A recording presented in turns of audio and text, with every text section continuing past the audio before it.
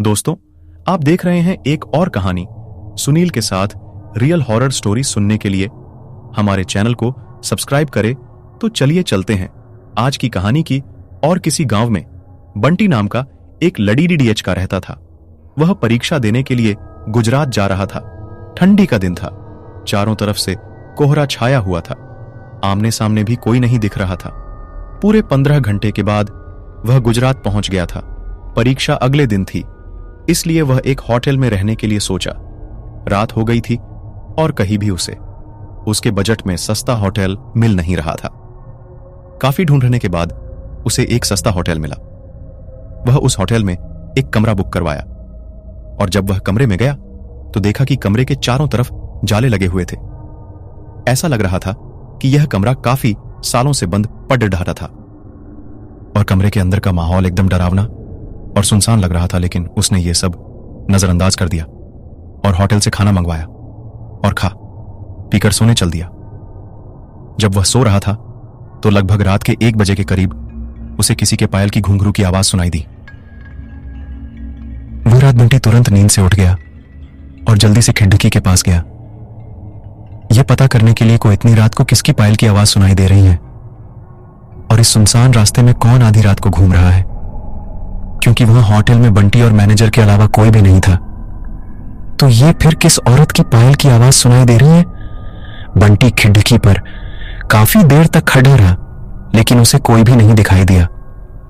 फिर उसने अपने कमरे से मैनेजर को फोन किया और उसे बताया कि मुझे इतनी रात को कब से किसी की पायल की आवाज सुनाई दे रही है। आपको भी दे रही है क्या? मैनेजर ने कहा कि सर ऐसी कोई बात नहीं है, आपको हवा से ऐसा लग रहा होगा। वैसे भी ये जंगली इलाका है, यहां पर तो हल्की हवा भी तूफान के जैसी लगती है। आप सो जाइए, ऐसी कोई बात नहीं है। बंटी मैनेजर की बात पर भरोसा करके फिर से सोने चला गया। कुछ देर बाद उसे दोबारा वही पायल की आवाज पहले से भी ज्यादा तेज सुनाई देने लगी।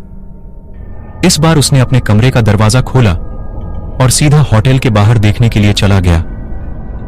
जब वह बाहर आया तो देखा कि एक काफी लंबी औरत है जो सफेद साड़ी पहनी हुई थी। उसके काफी लंबे बाल थे और चेहरा ढका हुआ था। वह अपने हाथ में एक नारियल लेकर के होटल के चारों तरफ चक्कर लगा रही थी। ऐसा लग रहा था कि मानो अपने पायल की आवाज से किसी को बुला रही है।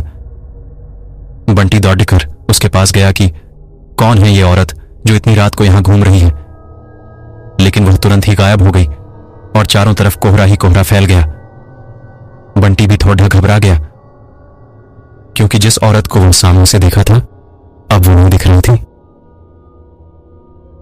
बंटी अपने होटल में वापस जाना चाहा, लेकिन फिर उसे दोबारा पायल की आवाज सुनाई देने लगी। अपने होटल से इतनी दूर आ गया उसे पता ही नहीं चला। फिर उसने उस घने जंगल में कुछ ऐसा देखा कि उसका दिल दहल गया। उसने देखा कि उस औरत ने एक पीपल के पेड़ के नीचे 5-6 लाश रखी थी और बारी बारी से एक को नोच नोच कर खा रही थी।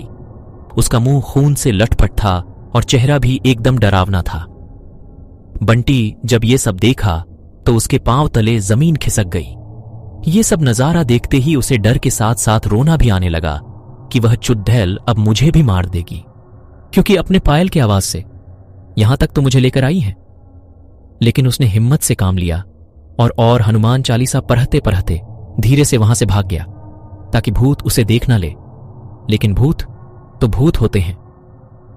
बंटी जैसे ही वहां से भागने की कोशिश किया, वो चुड़ैल अचानक उसके सामने आ गई और उसे इशारों से अपने अड्डे पर ले जाने लगी जहां पर उसने लाशें रखी थीं। बंटी हनुमान जी जाप करके इतनी तेजी से वहां से भागा कि मानो जैसे उसके अंदर किसी की शक्ति आ गई हो। भागते भागते सीधा वह अपने होटल वापस आ गया। वहां थोड़ी देर रुका तो उसे एक आदमी दिखाई दिया। उसे देखकर ऐसा लग रहा था कि ये अच्छा आदमी है। वह बंटी के पास आकर बोला, अरे भाई क्या हुआ तुम्हें, इतना डरे हुए क्यों हो? बंटी ने सारा किस्सा उस आदमी को सुनाया तो उसने बताया कि भाई तुम बहुत किस्मत वाले हो कि आज तुम बच गए। वो भूत किसी को भी नहीं छोड़ती और तुम इस होटल में क्या कर रहे हो? इसको तो बंद हुए काफी साल हो गए। बंटी जब उस आदमी का इतना बात सुना तो उसका डर कर मारे पसीने निकलने लगे। फिर वह आदमी बताने लगा कि इस होटल में बहुत साल पहले एक लड़की डेचकी के साथ 4-5 लड़के उसका भयानक तरीके से रेप करके मार दिए थे। लड़की तो मर गई, लेकिन किसी को भी नहीं छोड़ी, और जो भी रात के समय में इस रास्ते से गुजरता है सबको अपने कब्जे में कर लेती हैं और मार देती हैं। और कुछ दिन बाद इस होटल पर पुलिस का छापा पड़ गया। तब से यह होटल बंद है। बंटी जब उस आदमी की पूरी बातें सुना तो वह बहुत जोर जोर से रोने लगा, ये सोचकर कि आज मैं मर जाता। फिर वो आदमी बंटी को चुप कराया और बोला, चलो आज रात तुम मेरे घर रह लो, मेरा घर पास में ही है, डरो मत, अब मैं आ गया हूं ना। बंटी उस आदमी को धन्यवाद किया और उसके साथ उसके घर चला गया और अपने आप से एक वादा किया कि आज के बाद वह भूल कर भी कभी